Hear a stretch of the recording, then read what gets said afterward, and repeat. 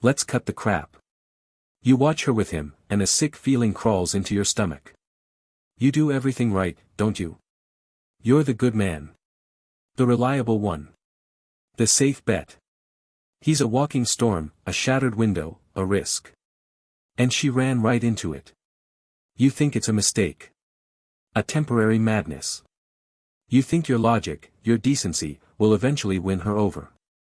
So answer me this, when has logic ever had anything to do with fire? Her attraction isn't a choice, it's a reflex. It's a primal circuit in her brain, and you aren't flipping the right switches. You're not even in the right room. You have to understand, there are two systems at war inside her head. The first is the attachment system. This is your playground. It's the logical, vetting part of her brain that craves safety, reliability, and comfort. It's the part that plans for the future. You've been trying to win her over by appealing only to this system. You're selling her a retirement plan.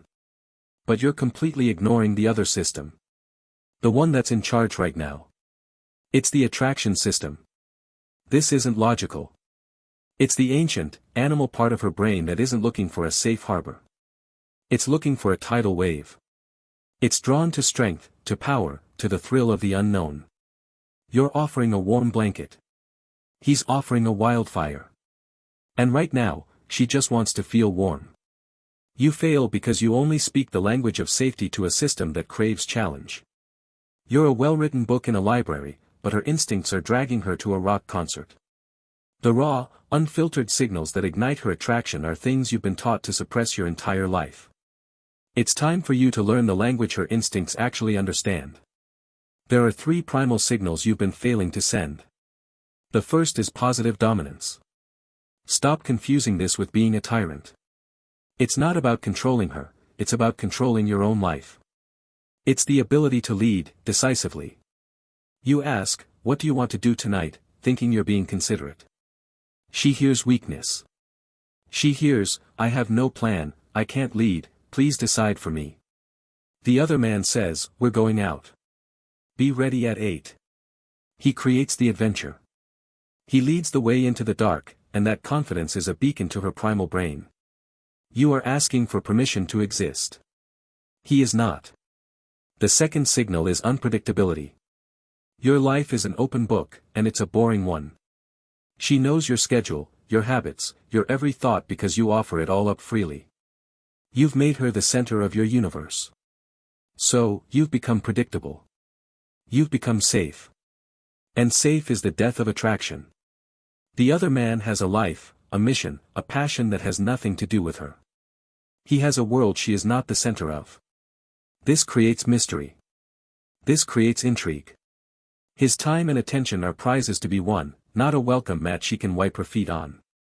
You are always available. His availability is a question mark, which makes his presence a gift. The third, and most critical signal, is your willingness to express desire. You are terrified of showing your true intent. You hide behind the mask of friend, hoping she'll magically discover your feelings. You orbit her, doing favors, being her emotional support, waiting for a reward. This isn't kindness, it's cowardice, and she can smell it. It's a passive, weak strategy. The other man is not her friend. He doesn't hide his intent. He looks at her with hunger, not just hope. His interest is clear, confident, and unapologetic. That raw, masculine desire makes her feel seen as a woman. Your timid friendship makes her feel like a project. He is a man who wants her. You are a boy who wishes for her. So what's the solution? You think you need to become him? To become a heartless jerk? You couldn't be more wrong. That's just another mask for your weakness, another game you'll end up losing. The answer isn't to abandon your goodness. The answer is to integrate it with strength. This isn't about being a good man or a bad boy. It's about becoming the integrated man. A man who has the reliability and kindness of the safe harbor, but the strength and decisiveness of the storm. He is a good man who isn't afraid to lead. A reliable man who has his own purpose, his own fire. A kind man who is not afraid to show his desire for the woman he wants. He's the complete package. He appeals to both her need for safety and her craving for excitement. He is the man she can trust, but also the man who challenges her, excites her, and makes her feel intensely alive. You've built the foundation of a house, but forgot to add the fire. It's time to strike the match. Don't you get it yet? Attraction is not a negotiation. It is not a logical debate you can win with facts and evidence of your good character. It is a chemical reaction. It's an instinctual, primal response to signals of strength, confidence, and desire. You have been trying to appeal to her mind, while he has been speaking directly to her soul. So stop trying to be the safest option.